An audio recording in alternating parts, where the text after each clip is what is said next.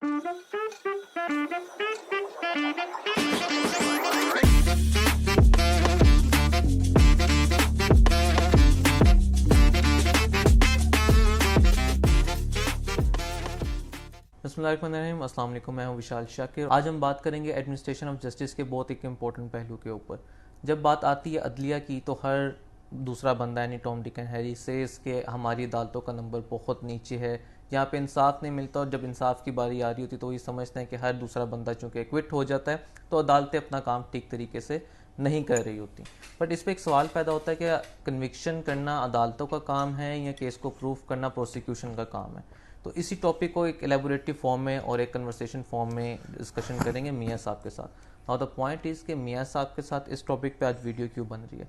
तो मियाँ साहब is the perfect person to comment on this because he has recently attended the 17th meeting of the Pakistan prosecution forum funded by the US Department of State, Bureau of International Narcotics and Law Enforcement, and facilitated by the United Nations Office on Drugs and Crime, UNODC, in collaboration with Prosecution Department Punjab. अब इस meeting में बहुत सारे पहलुओं को discuss किया गया, बहुत सारी पैनल डिस्कशंस भी हुई। तो उन्हीं की रोशनी में देखेंगे कि क्या आया हमारा प्रोसिक्यूशन का जो सेटअप है वही सबसे बड़ा फैक्टर तो नहीं है कि जिस इदारे ने सबसे ज़्यादा कन्विक्शन करवानी थी उसी इदारे की वजह से कहीं सबसे ज़्यादा इक्विटल तो नहीं हो रहे। तो चलते हैं मियाँ साहब के पास। अस्सलाम वालेकुम सर। वालेकुम सलाम। सर अभी बड़ी सक्सेसफुल पैनल डिस्कशन हुई है आपकी इन 2 दिन की कॉन्फ्रेंस के ऊपर। तो सवाल ये पैदा हुआ आपकी और मेरी डिस्कशन से कि क्या जो हमारा करंट मॉडल है प्रोसिक्यूशन का ये कहीं सबसे बड़ा एलिमेंट तो नहीं है सबसे ज़्यादा इक्विटल रेट का, क्योंकि हर दूसरा बंदा स्पेशली कुछ NGOs कोट करते हैं कि जी 98% इक्विटल रेट है। आई एम नॉट श्योर कि नंबर आए कहाँ से, क्योंकि मुझे कोई स्टैटिस्टिकल डाटा मिला नहीं इसके ऊपर, लेकिन कहते हैं कि 98% इक्विटल रेट है पाकिस्तान का। हर 100 में से 98 बंदे तो बच जाते हैं, सिर्फ 2 को कन्विक्शन होती है। क्या ये सच है नहीं है, इसके ऊपर ज़रा कुछ कमेंट्स कीजिए। यार विशाल, ये it was a very important meeting for several reasons. थोड़ा सा मैं आपको बताता जाऊँ, पिछले काफ़ी अरसे से जो पंजाब प्रोसिक्यूशन का डिपार्टमेंट है, सेंटर फॉर प्रोफेशनल डेवलपमेंट, वहाँ पे मैं प्रोसिक्यूटर्स की जो स्किल्स हैं उसको पॉलिश करने के लिए या उनकी कॉन्टीन्यूस प्रोफेशनल डेवलपमेंट के लिए जो मेरा थोड़ा बहुत नॉलेज है उसके मुताबिक मैं अपनी सर्विसेज वहाँ पे दे रहा हूँ। So I know this department very well and that was one of the reasons I was invited there. अच्छा, बहुत सारी चीज़ें जब आप सिस्टम के अंदर जाते हैं and you look at the things closely, वो आपको ज़्यादा बेहतर तरीके से नज़र आती हैं रादर दैन कि आप सिस्टम से बाहर हैं और आप बाहर बैठ के बस बोली जा रहे हैं ये ख़राब है, ख़राब है, ख़राब है। But before going into the details of that, since हमारा फोर्टे लॉ होता है, तो उस डिटेल में जाने से पहले हम थोड़ा सा अपने ऑडियंस को जो इनका लेजिस्लेटिव फ्रेमवर्क है उसके बारे में बताते हुए चलें। याद रखिएगा 2006 से पहले आपका जो प्रोसिक्यूशन डिपार्टमेंट की one of the wing was under the ministry of home, ठीक है, और इसका कुछ हिस्सा जो है ministry of interior law in लोगों के नीचे था। 2006 के अंदर कॉन्फ्लिक्ट ऑफ इंटरेस्ट को ख़त्म करते हुए उस वक्त की जो प्रोविंशियल गवर्नमेंट थी उन्होंने Punjab prosecution act of 2006 promulgate किया पूरे पंजाब के लिए अंदर, जिसको बाकी सूबों ने अपने अपने रिस्पेक्टिव प्रोविंसेस के अंदर रेप्लिकेट किया। Broadly it's the same, but broadly it's the same from the crown prosecution act of England. ठीक है, सो उस वजह से ठीक है। अच्छा, जब अगर इनकी हायरार्की को आपने समझना हो तो हायरार्की इनकी इस तरह है कि you have the prosecutor general of respective province, जिस तरह प्रोसिक्यूटर जनरल पंजाब हो सकता है। Then you have APGs, assistant prosecutor general, DPGs, deputy prosecutor generals. फिर उसके और ये जो हायरार्की है सुपीरियर कोर्ट्स के लिए, which is the high court and the supreme court और द फेडरल शरीयत कोर्ट। उसके बाद आपकी सबॉर्डिनेट, जितनी भी सबॉर्डिनेट कह लें या जिनको मंसूर अली शाह साहब ने जो नाम दिया है डिस्ट्रिक्ट जुडिशरी का जो नाम दिया हुआ है, उनके लिए जो हायरार्की है उसमें district public prosecutor like prosecutor general Punjab is the head of the district of prosecution, और उसके साथ ADPPs होते हैं, असिस्टेंट डिस्ट्रिक्ट पब्लिक या additional district public prosecutors. Prosecutor general Punjab की जो अपॉइंटमेंट की क्वालिफिकेशन है वो प्रोसिक्यूशन एक्ट का सेक्शन 7 डील करता है, ठीक है, क्वालिफिकेशन को, और उसकी अपॉइंटमेंट जो होती है सेक्शन 6 के अंदर होती है। ठीक है। अच्छा, इसके साथ साथ इनकी पावर्स क्या हैं, इनकी ड्यूटीज क्या हैं, इनकी रिस्पॉन्सिबिलिटीज क्या हैं, उसको रेलेवेंट जो सेक्शंस है प्रोसिक्यूशन एक्ट के सेक्शन 9 इज वेरी इंपॉर्टेंट। वो कंडक्ट ऑफ प्रोसिक्यूशन की बात करता है। उसके बाद आपके पास सेक्शन 10 है आपके पास, जो पावर्स ऑफ प्रोसिक्यूटर्स की बात करता है। फिर आपके पास सेक्शन 12 है जो रिस्पॉन्सिबिलिटीज ऑफ प्रोसिक्यूशन की बात करता है। बट ब्रॉडली स्पीकिंग तो ये अगर इस मॉडल को देखा जाए तो मैं it will be very safe to say here कि आपके पास एक multi layered process of prosecution available. अच्छा, आपकी ऑडियंस को मैं एक और चीज बताता चलूं कि मैंने बहुत सारी यूएनओडीसी की पहले भी ट्रेनिंग्स करवाई हैं, जो पुलिस प्रोसिक्यूशन कॉपरेशन ट्रेनिंग्स है। और यूएनओडीसी का जो बेसिक मॉडल ऑफ ट्रेनिंग्स है वो इसी कॉपरेशन के ऊपर बेस करता है, क्योंकि उनकी ये सोच है, उनका ये बिलीफ है इस बात का कि एक इफेक्टिव प्रोसिक्यूशन हो ही नहीं सकती अगर एक अच्छा working atmosphere, working liaison between police और प्रोसिक्यूशन नहीं है। I am very clear in this mind. Collection of evidence जो है वो पुलिस का काम है, प्रेजेंटेशन ऑफ एविडेंस प्रोसिक्यूशन का काम है, और उसके बाद आपकी एडजुडिकेशन। अगर इसी को अगर आप डिवाइड करें तो अगर आप पूरे के पूरे क्रिमिनल एडमिनिस्ट्रेशन ऑफ जस्टिस को देखें तो किसी भी क्राइम के बाद आपकी रिपोर्टिंग है, और रिपोर्टिंग के बाद इन्वेस्टिगेशन है, इन्वेस्टिगेशन के बाद प्रोसिक्यूशन है, प्रोसिक्यूशन के पास एडजुडिकेशन है के बाद।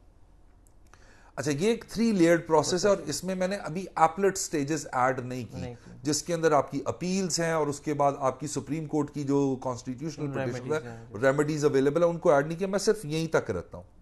सो जितनी भी पुलिस ने एविडेंस कलेक्शन करनी है, उसके बाद उसके लिए एक सेट सीआरपीसी में मैकेनिज्म प्रोवाइडेड है कि उनके पास 161 की पावर्स हैं, 160 की पावर्स हैं, 171 है, 172 है, 169 है, so on so fourth, lot of powers जो उन्होंने अपने उस कलेक्शन ऑफ एविडेंस के जो मैकेनिज्म को ऑपरेट करने के लिए उन्होंने यूटिलाइज करनी है सीआरपीसी के अंदर। और उनके बाद रेलेवेंट पुलिस रूल्स भी हैं, पुलिस ऑर्डर भी है जो इस पूरे मैकेनिज्म को डील करता है।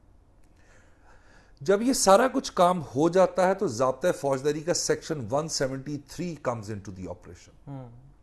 173 आ गया, उसके अंदर वो अपनी तमाम एविडेंस लगाएंगे, अपने तमाम बयान, वो उसके ऊपर हम डिटेल वीडियोस ऑलरेडी ट्रायल के ऊपर कर चुके हैं। उसके बाद ये तमाम की तमाम 173 के अंदर जितनी भी चीजें हैं वो डिस्ट्रिक्ट पब्लिक प्रोसिक्यूटर के ऑफिस में सबमिट हो जाती हैं। ठीक है। अच्छा, सेक्शन 9(5) के अंदर एक स्क्रूटनी की पावर्स है, कंडक्ट ऑफ प्रोसिक्यूशन। तो एक सेट ऑफ प्रोसिक्यूटर्स है जो इस चलान को स्क्रूटनाइज करता है कि अगर उसमें कोई डिफेक्ट्स हैं, उसमें किसी किस्म की कोई एविडेंस लगनी चाहिए थी जो नहीं थी, उसके ऊपर ऑब्जेक्शन लगा के स्टेशन हाउस ऑफिसर को, आईओ को वापस भेज देता है कि ये डिफेक्ट्स इसके फिक्स करके आप दोबारा, वो करने के बाद वो दोबारा वो जमा करवाते हैं, और उसके बाद वो 173 की रिपोर्ट क्लियर होने के बाद इट वो टर्म लिखी जाती है सेंड टू कोर्ट। तो वो रेलेवेंट इलाके के जो कोर्ट होती है, चाहे मैजिस्ट्रेरियल कोर्ट हो चाहे कोर्ट ऑफ सेशन हो, वहां पे चले जाती है। अब वहां पे एक डिफरेंट सेट ऑफ प्रोसिक्यूटर मौजूद है। ठीक है। वहां पे ट्रायल हो रहा है, और इसी दौरान याद रखिएगा जब ट्रायल हो रहा है, मैं अपने आप को समझता था कि कोई थोड़ा बहुत फौजदारी कानून मुझे पता है, लेकिन इसी कॉन्फ्रेंस पे his lordship mister justice Khalilur Rahman Ramday was there, और आप यकीन करें उन्होंने 14 तबक रोशन कर दी, और मुझे एहसास हुआ कि मुझे फौजदारी कानून या कानून शहादत की अबजद के बारे में नहीं पता। He is the stalwart. और उसके बारे में थोड़ा सा आपको बताता जाऊं आपकी ऑडियंस के लिए कि when he was the additional advocate general, तो he was the one person जिनके पास कानून शहादत का ड्राफ्ट आया था कि इसके ऊपर एडवोकेट जनरल ऑफिस ने अपनी ओपिनियन देनी है गवर्नमेंट ऑफ पाकिस्तान को इसके अप्रूवल के लिए। और कहते हैं कि जब मैंने 2-3 आर्टिकल्स पढ़े उसके, तो मैंने कहा ओहो। तो उसके बाद उन्होंने अगले दिन सुबह जाके जो भी रेलेवेंट अथॉरिटीज थी उनको कहा कि हमारी तरफ से आप बयान लिख लें, we have no objection on passing of the old law in a new shape, it's the same law. So बहुत कुछ पता चला उनसे, तो उसी वजह से मैं आपको बताता हुआ चल रहा हूँ। So coming back to that, कि उन्होंने एक बात वहां पे की जो कि मेरे से सेक्शन मिस हो गया। अगर कोई आपकी ऑडियंस में कोई बता सकता हो, उन्होंने एक बात कोट की थी खलीलुर रहमान रमदे साहब ने कि बैक देन जब कोई एक सेक्शन था सीआरपीसी में पहले कि जब किसी केस का ट्रायल हो रहा होता था, ट्रायल कमेंसमेंट हो चुकी होती थी, तो हाई कोर्ट उन जजेस का ट्रांसफर नहीं करती थी। ठीक है, ट्रांसफर नहीं करती थी क्योंकि ट्रायल की कमेंसमेंट हो चुकी हुई है। ठीक है। और फर्ज करें कि अगर बहुत जरूरी भी हो गया उसका ट्रांसफर करना, तो फिर हाई कोर्ट से ऑर्डर आया करते थे इसका डिनोवो ट्रायल किया जाए, दोबारा से ट्रायल इसका दोबारा से इसका ट्रायल कंडक्ट किया जाए। सो वो उन्होंने बताया कि वो सेक्शन खत्म हो गया। I don't know which section was it, मैंने बड़ा उसको रिसर्च करने की भी कोशिश की, अगर किसी को पता हो तो जरूर कमेंट्स में लिखे। But have coming back to that, तो इसी दौरान जब आपका चलान अदालत में सबमिट हो जाता है, जो प्रोसिक्यूटर होता है, इन्हीं प्रोसिक्यूटर्स के ट्रांसफर वगैरह भी हो रहे होते हैं। तो यानी आपके पास एक रूम अवेलेबल है कि आपके पास और भी प्रोसिक्यूटर किसी एक ट्रायल की कंप्लीशन तक उसके अंदर आ सकते हैं। जिनको पब्लिक सर्वेंट है इनका भी ट्रांसफर हो जाता है जजेस की तरह। अच्छा, उसके बाद जब वो ट्रायल खत्म हो जाता है, whether it results in conviction और acquittal, for instance if that trial results in conviction, तो उसके बाद प्रोसिक्यूटर जनरल पंजाब के ऑफिस में एक कमेटी बैठी हुई है। वो उसको एवेल्युएट करेगी कि आया इस मुकदमे की अपील फाइल भी करनी है कि नहीं करनी, और उसकी रिकमेंडेशन ऑब्वियसली वही प्रोसिक्यूटर बना के उस कमेटी को भेजता है। अच्छा, यहां पे मैं आपको बताता चलूं, आपके सामने स्क्रीन पे डिफरेंट नोटिफिकेशन और वर्किंग मैकेनिज्म जो प्रोसिक्यूटर जनरल ऑफिस का है वो भी आपके सामने चल रहा होगा, जिसके अंदर उन्होंने स्पेशल कोर्ट्स के अंदर उस अपील कमेटी की जो स्क्रूटनी है कि उसको फाइल करना है कि नहीं करना, जो स्पेशल कोर्ट के प्रोसिक्यूटर्स वो तो उस कमेटी में मौजूद हैं, लेकिन जो कन्वेंशनल ट्रायल्स हैं फौजदारी के, जिसमें कत्ल हो गया, जना हो गया, चोरी डकैती, इसके अंदर वो प्रोसिक्यूटर्स शामिल नहीं है। सो एक डिफरेंट सेट ऑफ प्रोसिक्यूटर्स उसको एवेल्युएट करेंगे। अच्छा, उसके बाद अगर वो रिकमेंड करते हैं कि जी इसकी अपील जरूर फाइल करनी है, तो वो अपील फाइल कर दी जाती है, लेकिन उस अपील को कंटेस्ट करने वाला ऑल टुगेदर एक डिफरेंट प्रोसिक्यूटर है। ठीक है। अच्छा, उसके बाद अपील जब आपकी वो आर्ग्यू हो जाए, वो अगर अपील एक्सेप्ट हो जाए और रिजेक्ट हो जाए, तो उसके अगेंस्ट जब आपने कॉन्स्टिट्यूशनल पिटीशन फाइल करनी है तो उसको एवेल्युएट करने की एक कमेटी अलग है, और उसके बाद उस अपील कॉन्स्टिट्यूशनल पिटीशन को जो सुप्रीम कोर्ट में कंटेस्ट करना है उसके लिए प्रोसिक्यूटर अलग है। अच्छा, यहां पे मैं अभी आपके सामने तमाम ऑडियंस के सामने एक मैकेनिज्म रख रहा हूं कि जितना मैकेनिज्म मैंने आपको समझाया है या बताया है, ये सारा का सारा कहलाता है हॉरिजॉन्टल प्रोसिक्यूशन। और ये एक डायग्राम आपके सामने चल रही है जिसके अंदर आप देख सकते हैं कि इन्वेस्टिगेशन की लेयर है, उसके बाद क्या कहते हैं स्क्रूटनी की लेयर है, उसके बाद आपके बाद क्या कहते हैं ट्रायल जो आपके कमेंस होना है और जो ट्रायल कंडक्ट होना है उसकी लेयर है, जिसके अंदर, और इन तमाम तीनों लेयर्स के अंदर और जो दो ऊपर के एपेलेट फोरम है उन तमाम की जो प्रोसिक्यूटर ऑल आर डिफरेंट, और इसको या इस मॉडल या इस मैकेनिज्म को कहा जाता है हॉरिजॉन्टल प्रोसिक्यूशन।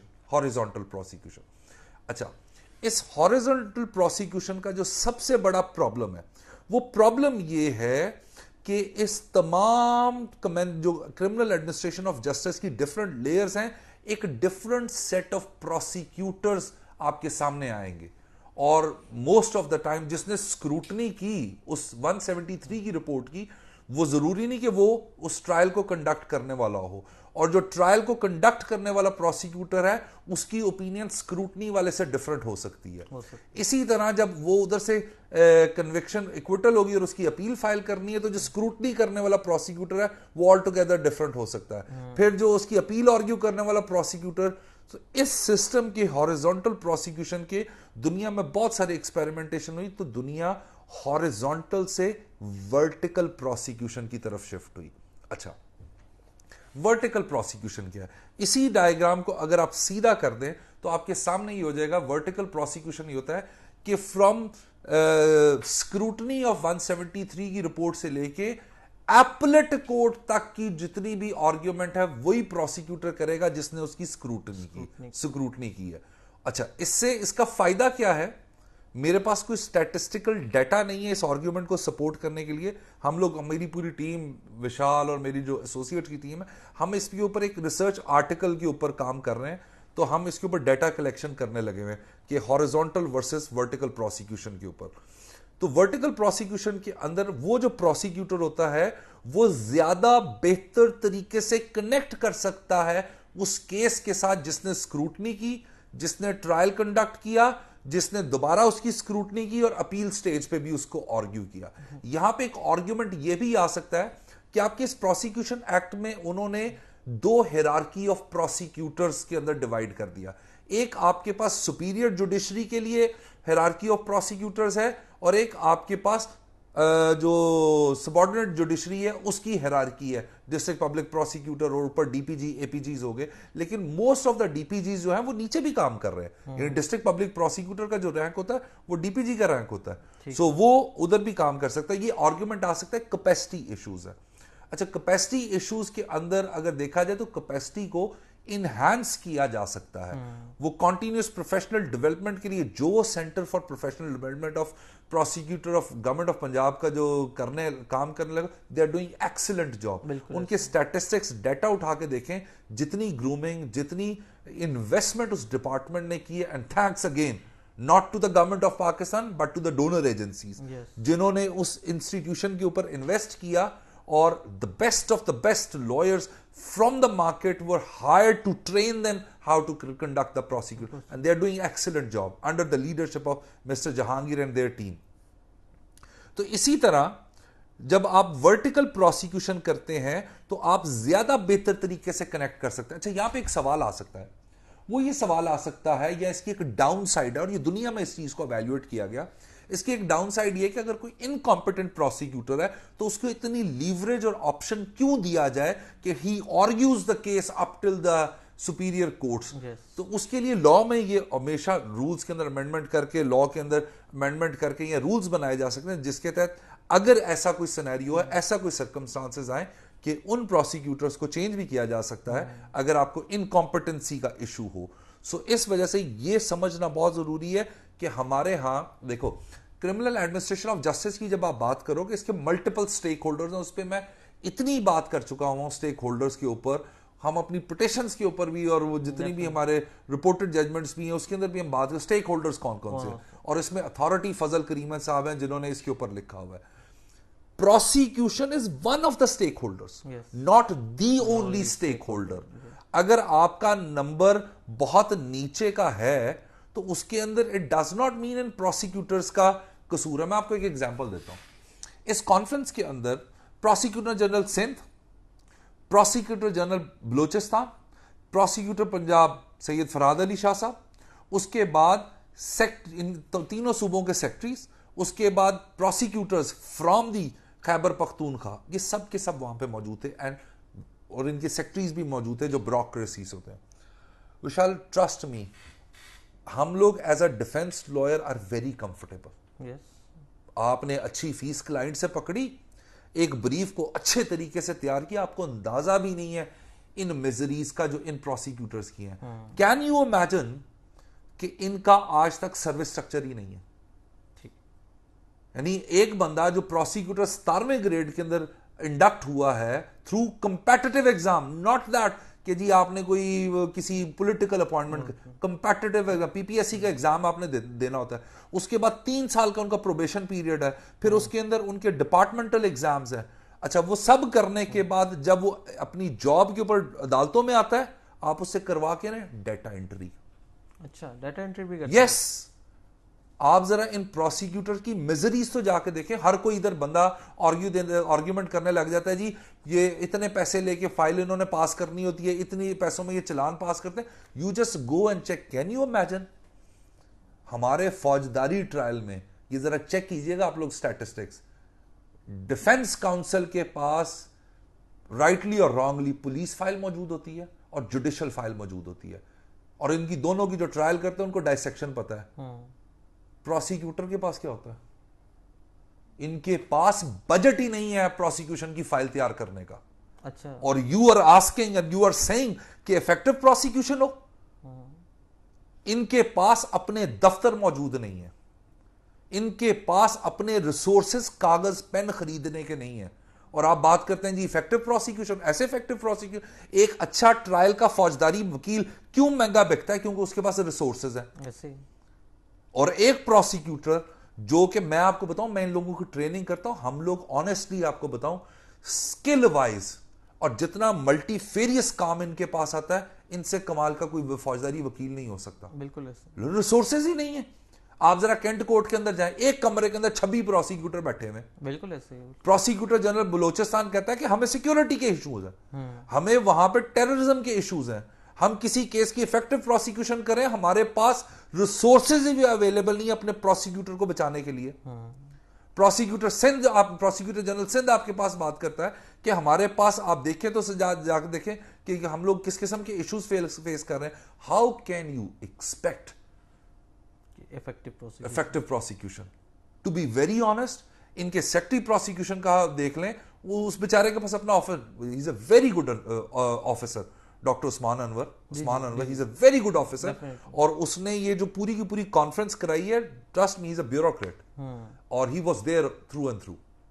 और वहां पे मेरी थोड़ी सी उनके साथ वहां पे थोड़ी सी डिस्कशन भी हुई, जब पैनल डिस्कशन हो रही थी, तो उन्होंने थोड़ा सा ये एंगलिंग करने की कोशिश की, इनकॉम्पिटेंट, और मैंने कहा सर मुझे एक बात बताएं, आप इन प्रोसिक्यूटर्स को देखें, इनको अवेल्युएट इस बात पे नहीं किया जा सकता कि तुम एक अंग्रेजी का पैराग्राफ सही लिख सकते हो कि नहीं लिख सकते हो। बिल्कुल आप इस बात पे अवेल्युएट करें जो इनकी ड्यूटीज है सेक्शन 10 के मुताबिक, जो इनकी प्रोसिक्यूशन कंडक्ट करने का तरीका है, स्किल सेट को अवेल्युएट करें, इफेक्टिव प्रोसिक्यूशन कर रहा है कि नहीं कर रहा, गवाहों को अच्छा तैयार करवा रहा है कि नहीं करवा रहा, जो इसका रोल प्रोसिक्यूशन एक्ट में मुताबिक उस तरह कर रहा है कि हमारे एशियन डेवलपमेंट बैंक, और बिलखुसूस the credit goes to his lordship mister justice Mansoor Ali Shah sahab, कि जिन्होंने बहुत सारे बैंकों से बात करे कि इन्हीं 17 ग्रेड के सिविल जज को गाड़ियां दे दी, तो वही 17 ग्रेड का आपके पास प्रोसिक्यूटर जो है, उसके पास गाड़ी नाम की तो चीज, कागज और पेन नहीं है, उसकी फाइल एग्जिस्ट नहीं करती,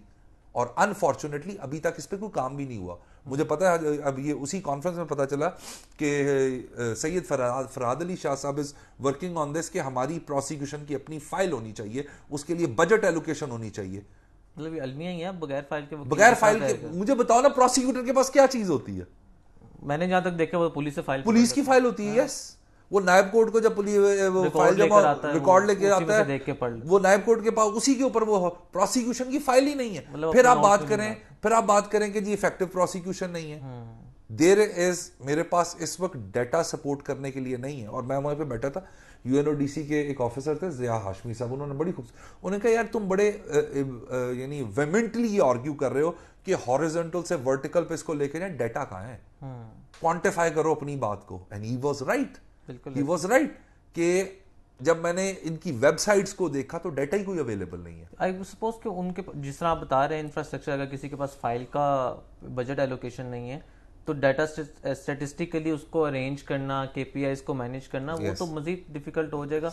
और मैं बताता चलूँ अपनी ऑडियंस को, that we are already working on a petition, जिसके अंदर हम कोशिश कर रहे हैं कि गवर्नमेंट डाटा ले सकें, और उसके अंदर हम कुछ एफर्ट करके कोई स्टैटिस्टिक्स निकाल सकें कि एक्चुअल में क्या सर्कमस्टांसेस हो। यार विशाल, मुझे एक बात बताओ, what is the data available? अच्छा, मैं आपको थोड़ी सी इनसाइडर बात बताऊं। I have talked to certain relevant people, उन्होंने कहा कि ये जो फॉर्मूला लगाया गया इसको अवेल्युएट करने का, वो इस बात से अवेल्युएट लगाया गया कितने केसेस अदालत में भेजे गए। अच्छा, उसमें जो कंपाउंड हो गए वो भी इंक्लूडेड हो गए इक्विटल में, ठीक है। उसके बाद जिसमें गवाह रिजाइल कर गए, प्रोसिक्यूटर क्या करे अगर गवाह रिजाइल कर दे, सवाई इसके कि उसको हॉस्टाइल डिक्लेयर करके 150 के तहत क्रॉस एग्जामिन करे, ठीक है। अच्छा, उसके बाद बहुत सारे ऐसे ऑफेंसेस थे जिसके अंदर गवाह गायब हो गए, आए ही नहीं, तो 249 में केस शेल्फ हो गया, ठीक है। तो वो भी सारा कुछ इसमें इंक्लूड करके इन कैलकुलेशंस को निकाला हुआ है। अदरवाइज जो अगर इसको निकालने का तरीका है, द बेसिक तरीका है कि आप जो एक्चुअल अदालतों से इक्विटल के अंदर रिजल्ट किए उनकी बेसिस के ऊपर कैलकुलेट करें, तो आई एम श्योर ये जो इक्विटल रेट 98% पे पहुंचा हुआ है ना, it will go somewhere around 50 to 60%। क्योंकि हम डेली देखते हैं बहुत सारे फैक्टर्स इंक्लूड हो सकते हैं, पार्टीज कब तक कॉम्प्रोमाइज हो जाएगा। विशाल, मेरी जनरल प्रैक्टिस के मुताबिक मैं आपको बताऊं, very rare are the cases जिसके अंदर 302 के ट्रायल में नीचे से बरियत होती हो। हाँ, बहुत कम। अनटिल अनलेस ब्लाइंड मर्डर हो, गवाह बिल्कुल कॉन्ट्राडिक्ट कर जाए और उनकी कन्फ्रंटेशन बहुत कमाल की हो जाए, आपने बहुत अच्छे तरीके से यानी बहुत कम रेशो होती है in comparison to accumulative value जिसके अंदर कन्विक्शन ज्यादा होता है। चाहे 10 साल ही हो, चाहे 15 साल, 14 साल हो, 15 साल हो, कन्विक्शन आपको लाजमी मिलेगी। लेकिन वो आप डाल देते हैं प्रोसिक्यूशन के ऊपर। फिर मैं आपको एक बात बताऊं, ओवरऑल आप इस इंफ्रास्ट्रक्चर को देखो रियासत, हमारे यहां इस बात को कहा जाता है कि if you commit an offence it is considered you have committed that offense against the state. Yes. It is the state's responsibility. यानी बहुत इकोनॉमिक सेक्टर के अंदर आप बड़ी कोशिशें करने लगे हुए हैं, ठीक है। अगर उसके बाद मैं आपको ऑनेस्टली बताऊं, क्योंकि मुझे थोड़ी बहुत इनसाइडर इन्फो है, अगर ये donor agencies like US embassy, UNODC, UN women, इस किस्म की ऑर्गेनाइजेशन इस इंफ्रास्ट्रक्चर को सपोर्ट ना करें, आपका सिस्टम कोलैप्स कर जाएगा। अब यूएनओडीसी ने केपीके के अंदर, बलोचिस्तान के अंदर, सिंध के अंदर जितना काम किया है, शायद गवर्नमेंट ने भी ना वो काम किया।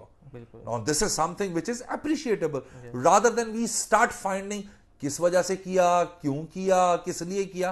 और भाई जो गवर्नमेंट नहीं कर सकी, they are the ones who did it. और अगर नहीं करेंगे तो फिर जो रिसोर्सेज हमारे पास पहले ही नहीं है, डिप्लीटेड रिसोर्सेज के बाद अगर वो भी अपना हाथ खींच लें तो शायद सिस्टम। सो मेरा मेन आर्ग्यूमेंट ये है कि एक तो इनका सर्विस स्ट्रक्चर होना चाहिए, ठीक है। दूसरा, यानी अभी आप यहां से एक जो ग्रेड 19 के अंदर बैठा हुआ है, 10 साल से वो 19 के अंदर ही बैठा हुआ है, 20 की, उसके बाद वो आगे जा ही नहीं सकता। This is a dilemma. तो इनका सर्विस स्ट्रक्चर, इनके पास रिसोर्सेज होने चाहिए, वैसे रिसोर्सेज जो जजेस को दिए जाते हैं। उनको गाड़ियां दी हुई हैं आप लोगों ने, उनको आपने स्टाफ दिया हुआ है, यानी एक प्रोसिक्यूटर डाटा एंट्री भी कर रहा है, उसके बाद चलान की स्क्रूटनी भी कर रहा है, उसके बाद फाइलों को भी संभाल रहा है, उसके बाद अदालत के अंदर भी जाके प्रोसिक्यूशन कर रहा है। And you know what, how much you are paying them? 1,10,12,000 रुपया बस। Yes, what do you think? Private में व्हाट डू यू थिंक? छोड़ दे। देखो, यानी गवर्नमेंट स्ट्रक्चर के अंदर काम करने का ये मतलब हरगिज नहीं है कि जी आपकी तनख्वाहें कम है। आप जरा जजेस की तनख्वाहें कंपेयर कर लो, इन कंपैरिजन टू, मैं ग्रेड 17 की बात कर रहा हूं, in comparison to other perks and privileges. यानी आपका एक सीएसपी भी तो 17वें ग्रेड में इंडक्ट होता है ना, वो केड़ा कोई 26वें ग्रेड में जाकर इंडक्ट होता है। उसकी पर्क्स एंड प्रिविलेजेस देखो, एक एएसपी की प्रिविलेजेस देखो, एक एसी की प्रिविलेजेस देखो, उनके पर्क्स एंड प्रिविलेजेस देखो। और प्रोसिक्यूटर, यानी आपका पूरा का पूरा criminal administration of justice, one of the most foundational pillar जो है आपके प्रोसिक्यूशन, उसके ऊपर खड़ा, उनके पास रिसोर्सेज ही नहीं है। अच्छा, उसके बाद आप इनके एपीजीज देख लो, जिन्होंने सुपीरियर जुडिशरी के अंदर जाके आर्ग्यू भी करना है, और दे आर यानी पिछले कुछ अरसे से बहुत सारे एपीजीज, वो एलिवेशन भी मिल रही है अपनी कॉम्पिटेंसी की वजह से उन लोगों को। सो वो जो आपने बात की ना कि छोड़ के प्राइवेट सेक्टर में आ जाए, तो वो यानी कुछ लोगों का ख्याल होता है कि उन्होंने प्रोसिक्यूशन ही करनी है। यानी आपके सामने Amjad Rafique Sahab is a very good example, आपके सामने Asad Javed Gural Sahab is a very good example. They are doing excellent job, और प्रोसिक्यूशन से ही आए हैं। तो इस वजह से यहां पे हमारी हत्तुल इम्कान कोशिश, और ये वीडियो बनाने का मकसद जो था, सिर्फ मैं अपना आइडिया लाना चाह रहा था कि हॉरिजॉन्टल मॉडल से चेंज करके जितनी भी ये डोनर एजेंसीज हैं, they should make a research on that point कि इसको वर्टिकल के ऊपर शिफ्ट करें, क्योंकि वर्टिकल प्रोसिक्यूशन के अंदर एक प्रोसिक्यूटर ज्यादा बेहतर तरीके से केस से कनेक्ट कर सकता है as compare to horizontal multi different layered of prosecution. और दूसरा सबसे इंपॉर्टेंट है, we have to equip them. यानी मैं डिफेंस काउंसिल हूं, यानी the more expert they are, the more against they are going to put a competition against me in the court of law. But I'm telling them कि एक अच्छे criminal administration of justice के अंदर दुनिया के models उठा के देख लें। मैं नहीं कहता अगर आप उनका कानून रेप्लिकेट कर देते हैं तो आपको क्यों मौत पड़ती है उनकी रिसोर्सेज और फैसिलिटीज को रेप्लिकेट करते हुए। आप जरा जाके देखें यूएस अटर्नी, उनके जो काउंटी अटर्नी, डिस्ट्रिक्ट अटर्नीज, आप जरा जाके देखें इंग्लैंड के अंदर प्रोसिक्यूटर्स। सो अच्छे viable potent criminal administration of justice के लिए अगर जज जरूरी है, अगर पुलिस जरूरी है, अगर डिफेंस काउंसिल जरूरी है तो उतना ही जरूरी वो प्रोसिक्यूटर है, जिसको फैसिलिटेट करना है, जिसको इक्विप करना है रिसोर्सेज के साथ, स्किल सेट के साथ और इज्जत के साथ। Thank you so much sir. I believe कि ये वीडियो कुछ हद तक बहुत ज़्यादा टेक्निकल है फॉर जनरल पब्लिक, पर for all those people who belong to this criminal administration of justice they would understand कि कितनी इंपॉर्टेंट बात यहाँ पे की जा रही है। एंड आई होप कि इस वीडियो के तवस्सुल से गवर्नमेंट और other stake holders get to this point, और एटलीस्ट इस बारे में डिस्कशन हो सकती हो कि we either change the format of the prosecution और at least bare minimum give them the requisite जो उनके रिसोर्सेज हैं, ताकि एक इफेक्टिव प्रोसिक्यूशन इस क्रिमिनल एडमिनिस्ट्रेशन ऑफ जस्टिस पे हो सकती है और स्टैटिस्टिकल बेस्ड डाटा बाहर आ सकता हो, रादर देन एक ऐसी रिपोर्ट से जो आम पब्लिक का कॉन्फिडेंस एडमिनिस्ट्रेशन ऑफ जस्टिस पे कम कर सके। Thank you so much sir. I hope कि इस पे कुछ फ्यूचर में कोई प्रोग्रेस हो तो will share with our viewers then. Thank you so much. Stay tuned.